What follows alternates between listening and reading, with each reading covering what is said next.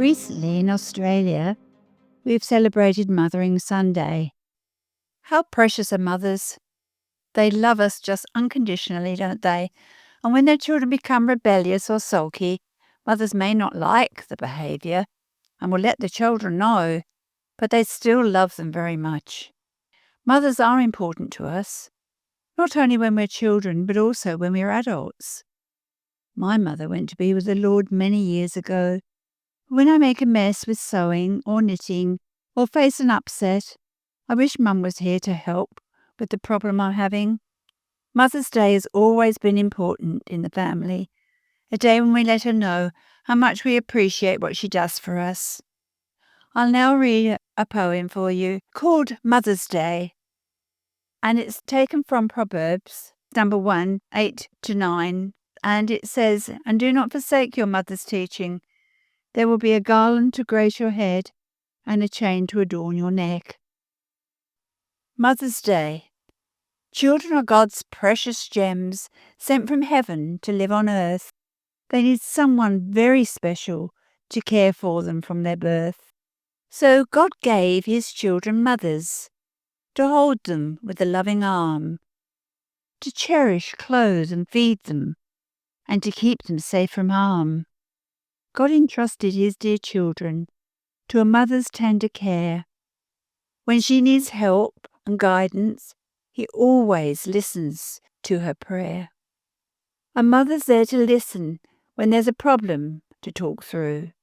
She's someone to depend on, for she's always there for you. A mother's heart is full of joy as she watches her children grow. She's there to share their happy times or to comfort them when they're low. Jesus blessed the little children as they stood round their mother's knee. He put His hands upon them and said, "Let them come to me." The Lord blesses mothers also and understands a mother's love, for this love is a special gift from God, sent to them from heaven above. The childhood years are fleeting, but a mother has always known her children remain her children, be they babes or fully grown. So on Mothering Sunday, a day to show you really care, just tell her how much you love her and thank her for being there. The Bible also mentions the attributes of mothers on several occasions. A comprehensive writing on the subject was given by King Lemuel, relating how his mother offered advice, and in Proverbs 31, he says that his wife worked hard to provide for her family. This next poem is just called A Mother. A mother forgets her childbirth pains when she feels her newborn's touch, as gently in her arms she holds her baby she loves so much. A mother's hands, they are outstretched, as she's there for that first walk and listens very carefully when her child begins to talk. She's ready to be firm, but fair, when tantrums her toddler takes. She's there to help when her child falls. With a kiss, she better makes.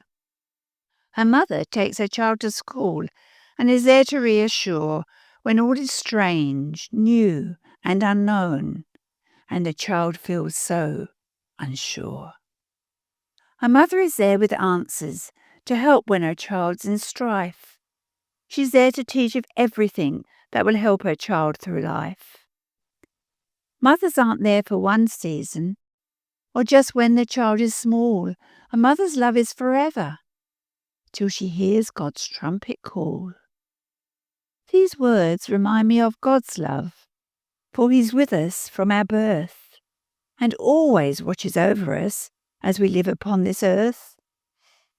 His hands, they're ever ready to uplift us when we fall, and He's always there to listen when in prayer to Him we call.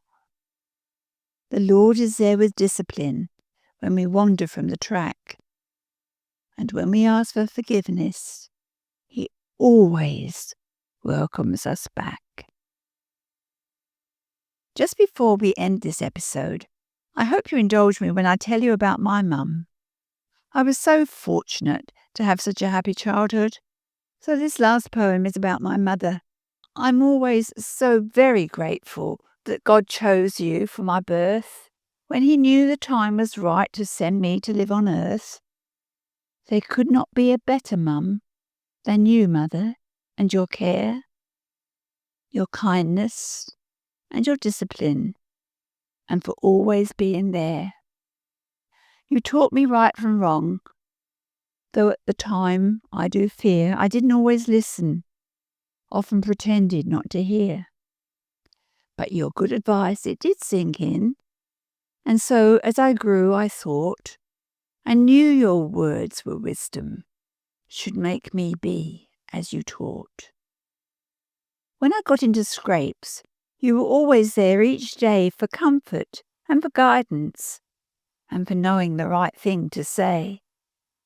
You taught me about our Lord God, showed me how to love and pray, said grace at the meal table, teaching me just what to say. Then all too soon, childhood was gone.